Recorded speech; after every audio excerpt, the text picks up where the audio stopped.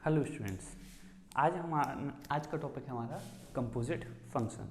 अभी तक आपने पढ़ा होगा, आपने देखा होगा कि हमें एक फंक्शन एफ एक्स रहता था, हमारे पास एक फंक्शन जी एक्स रहता था। इन सब से आप फेमिलियर हैं। लेकिन आपने कहीं कहीं जब हम इवन ऑड फंक्शन पढ़ रहे थे, हम देख रहे थे वहाँ पे एफ ऑफ जी एक्स लिख देते थे।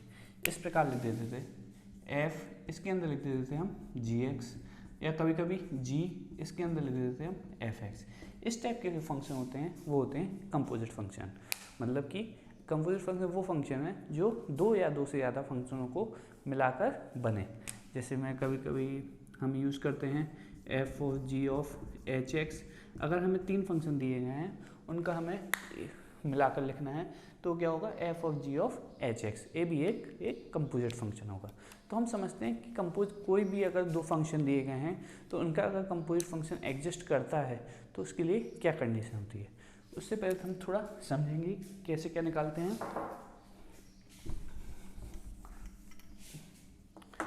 अगर हमारा कोई फंक्शन f है, अगर कोई फंक्शन हमारा f है, अगर सेट a है, ये सेट b है और ये फंक्शन हमारा f है। क्लियर? अगर मैं यहाँ पे x होगा तो यहाँ पे मुझे क्या मिलने वाला है, fx मिलने वाला है। इसको मैं नाम देता हूँ x1। यहाँ पे क्या मिलेगा, मुझे fx1 मिलने वाला है। अगर यहाँ पे x2 है तो यहाँ पे मुझे क्या मिलेगा, fx2 मिलने वाला है। क्लियर? वैसे ही अगर कोई g फंक्शन है हमारा, c से d की तरफ अगर मेरा कोई g फंक्शन है, तो यहाँ पे क्या होगा, अगर यहाँ पे y1 है तो यहाँ पे मुझे f ऑफ y1 मिलेगा, x1 के लिए fx1, x2 के लिए fx2, y1 के लिए fy1 और y2 के लिए मुझे मिलेगा f ऑफ y2। इन सब चीज़ों से तो अपन फैमिलियर हैं। अब देखते हैं हम कंपोजिट, अगर f और g का मुझे कंपोजिट फंक्शन बनाना है तो कैसे बनेगा।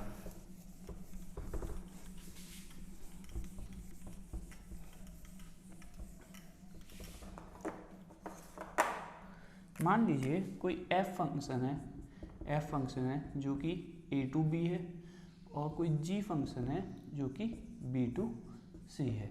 अब हमें f ऑफ जी एक्स या फिर g ऑफ एफ एक्स बनाना है। करते हैं हम, सेट a है, सेट b है और ये यहाँ पे सेट c है।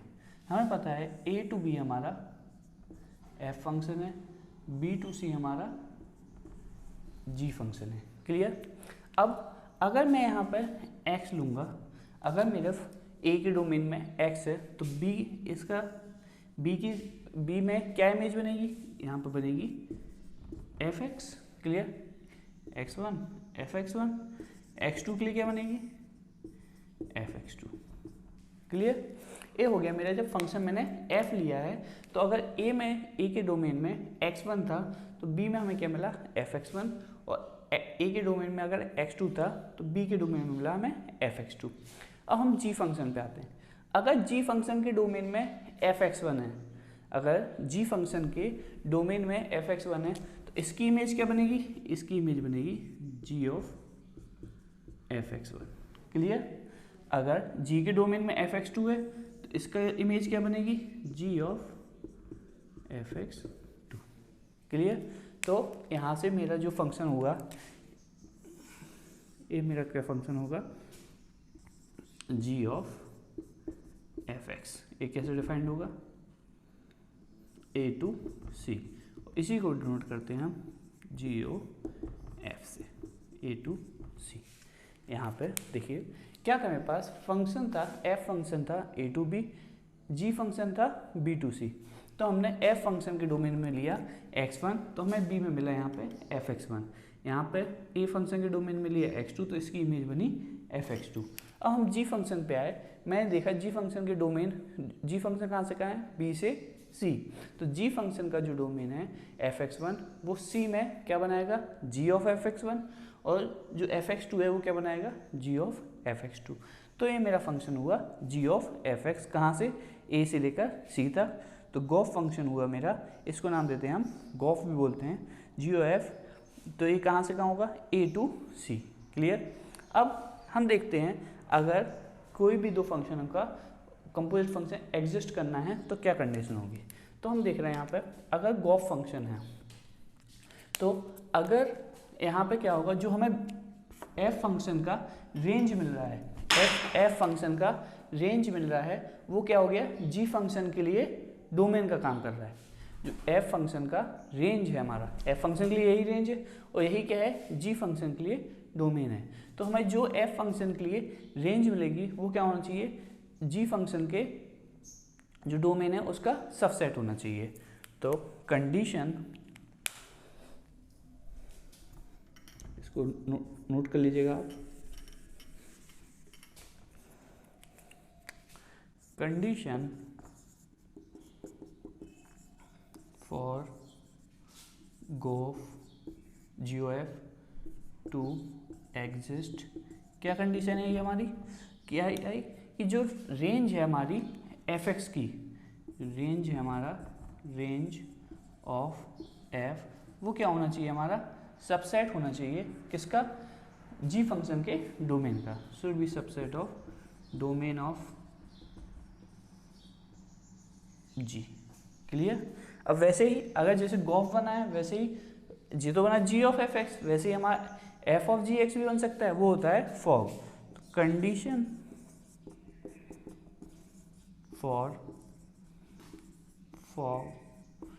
टू एग्जिस्ट, तो ये क्या होगा, ये होगा range of G should be subset of domain of F. Clear. अगर मैं यहाँ पे देखिए, यहाँ पे लिखा है range of F should be subset of domain of G. मान लीजिए मुझे फंक्शन एफ फंक्शन का कोई एक ऐसी रेंज मिलती है, यहाँ पे मुझे x5 था, यहाँ पे मुझे 10 मिला, मुझे f ऑफ x5 पता है 10 है। क्लियर। अब मान लीजिए अगर 10 यहाँ पे बी सेट में हुआ ही नहीं, 10 क्या हुआ हमारा जो जी फंक्शन है इसके डोमेन में नहीं हुआ, तो क्या इस यहाँ पे इसके सी फंक्शन में कोई इमेज बनेगी क्या, इस 10 इस x5 की, नहीं बन पाएगी, क्योंकि अगर 10 हमारा जी फंक्शन के डोमेन में नहीं होगा तो जी फंक्शन इसका कोई भी इमेज नहीं बना पाएगा सी में, तो ये फंक्शन हमारा कंपोजिट फंक्शन नहीं बन पाएगा। तो इसलिए बेसिकली कोई भी अगर हमारा कंपोजिट फंक्शन होना है GOF, तो जो रेंज होगी हमारी एफ की वो किसके बराबर होना चाहिए, डोमेन ऑफ जी के बराबर। और अगर कोई भी फंक्शन FOG एग्जिस्ट करना है तो रेंज ऑफ जी होनी चाहिए किसके सबसेट होना चाहिए, डोमेन ऑफ एफ। अब जरूरी नहीं कि दो ही फंक्शन का कंपोजिट फंक्शन हो, ऐसा भी हो सकता है 3 फंक्शन का एफ फंक्शन दिया हो, जी फंक्शन दिया हो और एच फंक्शन दिया हो, उसका भी हम कंपोजिट फंक्शन बना सकते हैं। देखते हैं कैसे।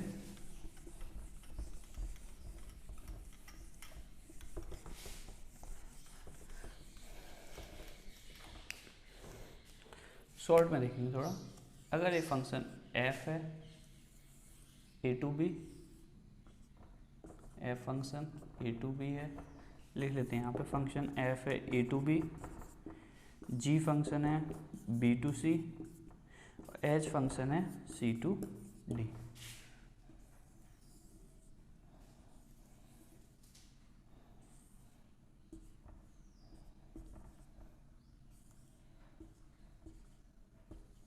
ये हमारे 3 फंक्शन है।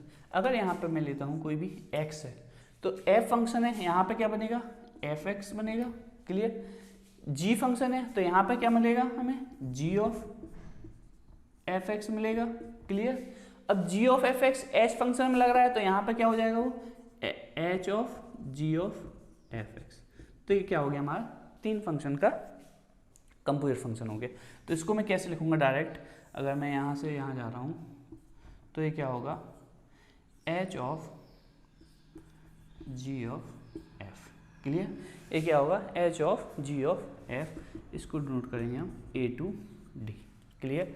अगर मुझे सिर्फ इतना लिखना होता है यहाँ से लेकर यहाँ तक, तो ये क्या होता, ये होता मेरा g ऑफ f क्या, a टू c। तो हम कंपोजिट फंक्शन, जरूरी नहीं कि 2 ही फंक्शन का बने, 2 से ज़्यादा फंक्शनों का भी कंपोजिट फंक्शन बना सकते हैं। क्लियर। आप ये नोट कर लीजिए।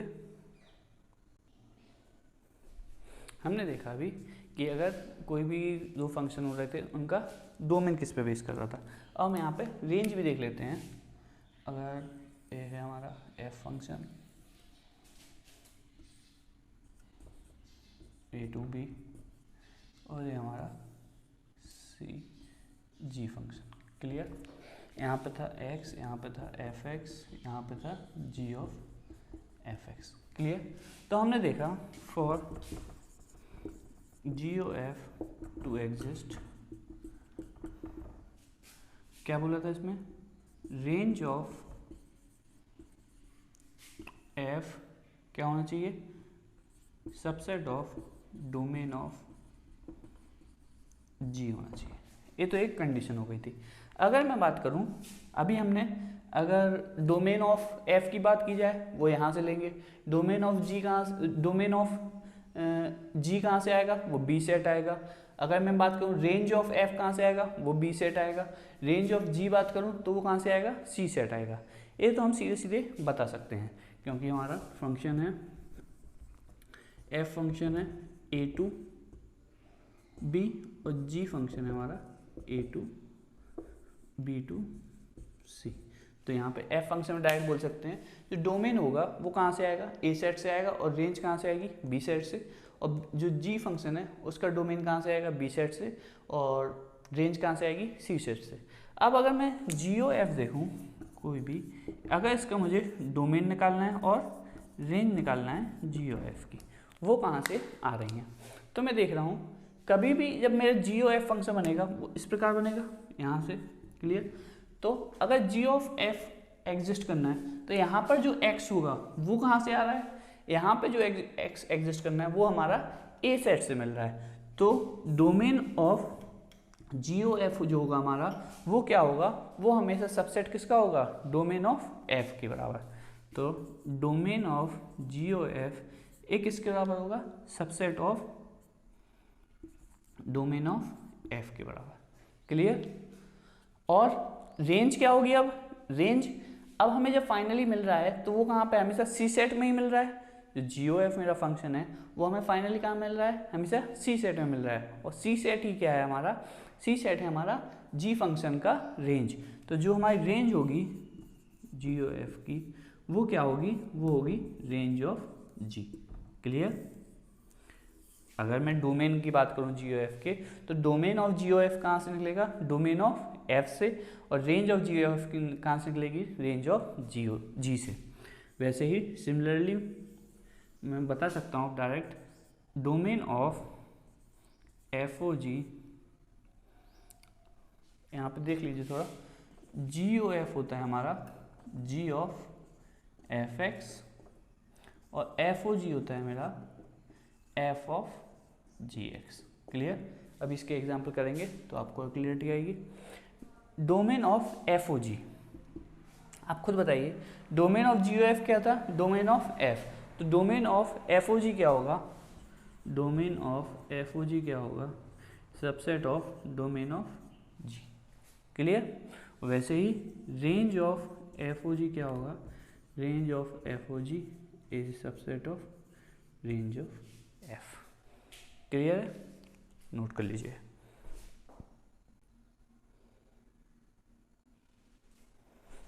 अब मेरे पास तीन फंक्शन दिए गए हैं, fx, gx और hx।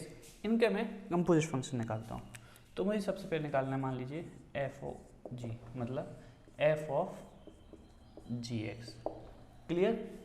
तो इसके लिए मैं सबसे पहले fx क्या गिवन है, fx गिवन है मेरे पास 2x। तो f ऑफ gx क्या हो जाएगा, x की जगह क्या रख दूंगा, gx। तो 2 टाइम्स ऑफ gx, और gx में क्या है, 1/x। तो इसकी 2 टाइम्स ऑफ 2/x। तो f ऑफ gx क्या हो जाएगा, 2/x। ये आप स्टार्टिंग में थोड़ा इस प्रकार कर सकते हैं, वरना जैसे ही आपकी प्रैक्टिस हो जाएगी आप डायरेक्ट लिख सकते हैं। फर्स्ट सेकंड गॉफ है अगर, तो क्या होगा, g ऑफ fx। इसके लिए सबसे पहले आप gx लिखिए, gx क्या है मेरा 1/x। तो g ऑफ fx क्या होगा, 1/fx, और fx क्या है अब 2x। तो हो जाएगा 1/2x। क्लियर। अब यहाँ से एक चीज़ देखिए, हमारा FOG कितना आया, FOG आया है हमारा 2/x और GOF आया है हमारा, जो कि GFFX होता है 1/2x। तो मैं यहाँ से देख पा रहा हूँ कि FOG और GOF हमारे बराबर नहीं होते। हो सकता है कोई ऐसे दो फंक्शन लें जहाँ पे बराबर आ जाएं, लेकिन ऐसा कोई रूल नहीं है कि FOG और GOF हमारे बराबर आएंगे। तो यहाँ पे आप नोट बना के लिख सकते हैं, generally FOG is not equal to GOF और f of gx is not equal to g of fx। Clear.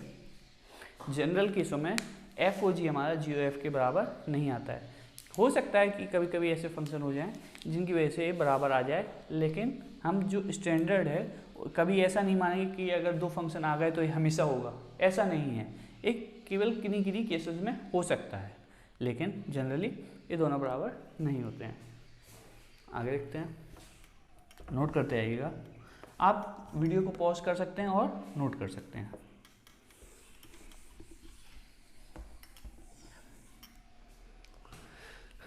अब मैं देखूं, अगर थर्ड है मेरा h of g of fx। Clear. अब मुझे क्या निकालना है, h of g of fx। सबसे पहले मैं hx देखता हूँ। hx मेरा क्या है, e की पावर 1/x। क्लियर। अब इसके अंदर क्या लिखा है, g of fx। तो सबसे पहले h of gx, ये क्या हो जाएगा, e की पावर 1/gx और gx मेरा कितना था 1/x, तो e की पावर 1/1/x। तो x कहाँ जाएगा हमारा, ऊपर जाएगा, तो हो जाएगा e की पावर x। क्लियर। अब h of gx हो गया। अब हमें चाहिए क्या है, h of g of fx। तो x की जगह आ जाएगा h of g of fx। तो यहाँ पे e की पावर x आ चुका था, तो e की पावर x की जगह क्या आ गया, fx। e की पावर में fx और fx मेरा क्या है 2x, तो e की पावर में हमारा पास 2x आ गया। क्लियर है।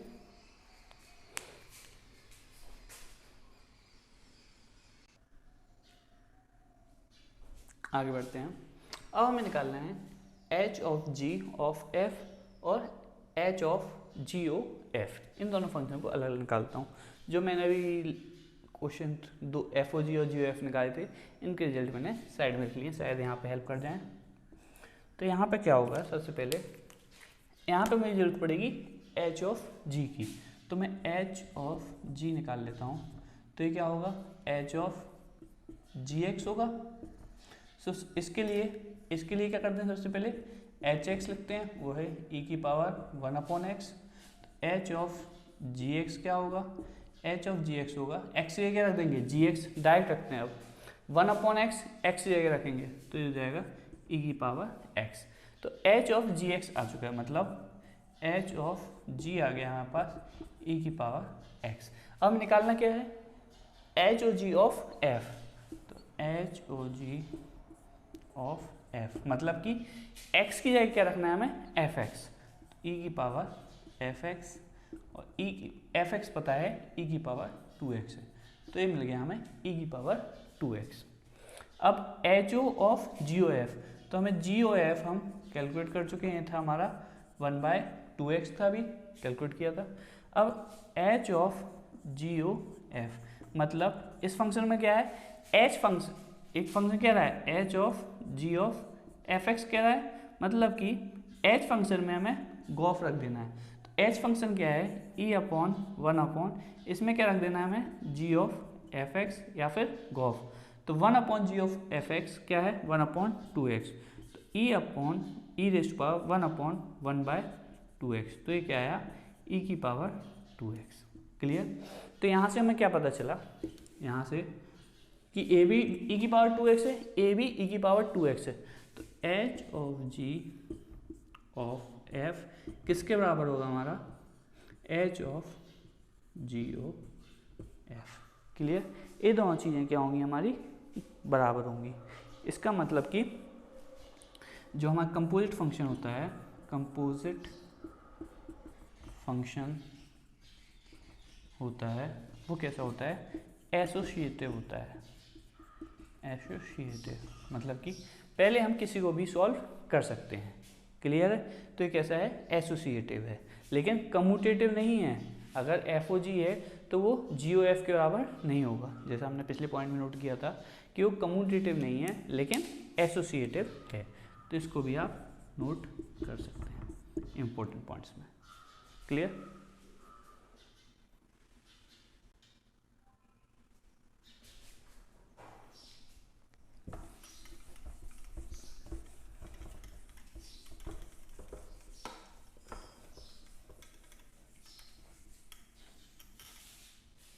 कुछ इंपॉर्टेंट पॉइंट्स देख लेते हैं अब। इंपॉर्टेंट पॉइंट्स, वैसे ये पॉइंट्स आप पहले भी पढ़ चुके हैं लेकिन एक बार आपका रिवीजन हो जाएगा। अगर दो फंक्शन f और g फंक्शन है, दोनों ही अगर इवन है, दोनों ही फंक्शन कैसे हैं, इवन है, तो एफ ओ जी या फिर जी ओ एफ भी क्या होगा, इवन होगा। क्लियर, दोनों ही फंक्शन अगर इवन है तो ये क्या होंगे, इसको इस प्रकार लिख लेते हैं, एफ है और जी है। अगर एफ इवन है और जी भी इवन है तो एफ ओ जी और जी ओ एफ भी क्या होंगे, इवन होंगे। सेकंड, एक इवन है और दूसरा ऑड है तब भी ये कैसा होगा, इवन होगा। थर्ड, अगर एक ऑड है, ये वाला ऑड है ये वाला इवन है, तब भी ये इवन ही होने वाला है। फोर्थ, अगर दोनों ही ऑड हो गए, दोनों ही फंक्शन ऑड हो गए तो ये भी फंक्शन कैसा होगा, ऑड होगा। क्लियर, अगर आपको इवन ऑड फंक्शन पढ़ना है तो मेरा लेक्चर पढ़ा हुआ है, आप उसको देख सकते हैं। क्लियर। फिफ्थ, अगर दोनों ही फंक्शन 1 1 हुए, दोनों ही फंक्शन 1 1 हुए तो एफ ओ जी और जी ओ एफ भी क्या होंगे, 1 1 होंगे। अगर दोनों ही फंक्शन ऑन टू फंक्शन हुए, दोनों ही फंक्शन अगर ऑन टू हुए तो एफ ओ जी और जी ओ एफ भी क्या होंगे, ऑन टू फंक्शन होंगे। और जैसा कि आपको पता है बाइजेक्टिव फंक्शन, मतलब बाइजेक्टिव फंक्शन क्या होता है कि वो 1 1 हो और ऑन टू हो। क्लियर, जिसका इन्वर्स एग्जिस्ट करे वो कैसे होते हैं, बाइजेक्टिव फंक्शन। और बाइजेक्टिव फंक्शन होने के लिए एक और कंडीशन होती है कि उसे 1 1 और ऑन टू दोनों होने चाहिए। तो यहाँ से मैं बोल सकता हूँ अगर एफ फंक्शन बाइजेक्टिव है और जी फंक्शन भी मेरा बाइजेक्टिव है तो एफ ओ जी और जी ओ एफ भी मेरे क्या होंगे, बाइजेक्टिव फंक्शन होंगे। क्लियर है, नोट करिए। हाँ, पास क्वेश्चन है अब, एफ एक्स इक्वल टू हमें मॉड एक्स दिया गया है और G X equal to greatest integer function of X दिया गया है। हमसे पूछा गया है एफ ओ जी की वैल्यू कब, -1/4 पे, और जी प्लस जी ओ एफ की वैल्यू -1/4 पे कितनी होगी। तो हम देखते हैं, सबसे पहले इसके लिए हमें एफ ओ जी निकालना पड़ेगा और जी ओ एफ निकालना पड़ेगा। तो एफ एक्स और जी एक्स दिए गए हैं तो हमें एफ ओ जी निकालने में कोई प्रॉब्लम नहीं होगी, ये होगा एफ ऑफ जी एक्स। तो एफ एक्स क्या था हमारा, मॉड एक्स, तो एफ ऑफ जी एक्स क्या हो जाएगा हमारा, मॉड ऑफ जी एक्स, और जी एक्स कितना है हमें, greatest integer function of x. Clear. अब हमें इसकी वैल्यू कहाँ पे निकालनी है, फॉक की वैल्यू निकालनी है -1/4 पे, तो हमें -1/4। क्लियर। अब ग्रेटेस्ट इंटीजर फंक्शन का आपको पता है 0 1 2 -1। अगर x की वैल्यू 0 से 1 के बीच में होती है तो उसका आंसर क्या होता है, 0 होता है। 1 से 2 के बीच में होती है तो उसका आंसर 1 होता है। और 0 से लेकर अगर -1 के बीच में होती है तो उसका आंसर क्या होता है हमारा, -1 होता है। क्लियर। तो यहाँ पे क्या है, 0 से लेकर -1 के बीच में, तो इसका आंसर क्या मिलेगा हमें, -1 और मॉड में है इसलिए -1 क्या हो जाएगा, पॉजिटिव, तो इसका आंसर आएगा हमारा 1। क्लियर जी। आ गया हमें एफ ओ जी कहाँ पे, -1/4 पे। अब हम जी ओ एफ निकालते हैं, जी ओ एफ ऑफ एक्स निकालते हैं। तो ये क्या होगा, सबसे पहले जी ऑफ एफ एक्स, क्लियर। और एफ एक्स क्या है हमारा, मॉड एक्स, और जी एक्स क्या है, greatest India function of x. तो ये क्या हो जाएगा, greatest India function of F x, greatest India function of mod x, clear, यही होगा हमारा। तो जी ओ एफ कहाँ पे निकालना था, -1/4 पे, तो greatest India function mod of -1/4, clear. अब मॉड ऑफ -1/4 है तो इसके बाद पॉजिटिव वैल्यू निकलना है, तो ग्रेटेस्ट इंडिया फंक्शन ऑफ 1/4। अब ग्रेटेस्ट इंडिया फंक्शन ऑफ 1/4 क्या होगा, 0 से 1 के बीच में है, तो आंसर क्या मिल रहा है हमें, 0, तो इसका आंसर हो जाएगा 0, क्लियर। हमें दोनों को ऐड करना था, तो एफ ओ जी -1/4 पे और जी ओ एफ -1/4 पे क्या मिलेगा हमें, 1 + 0 = 1, तो यही हमारा आंसर हो जाएगा। तो आंसर क्या हो उसका, बी ऑप्शन 1, क्लियरली नोट कर लीजिए।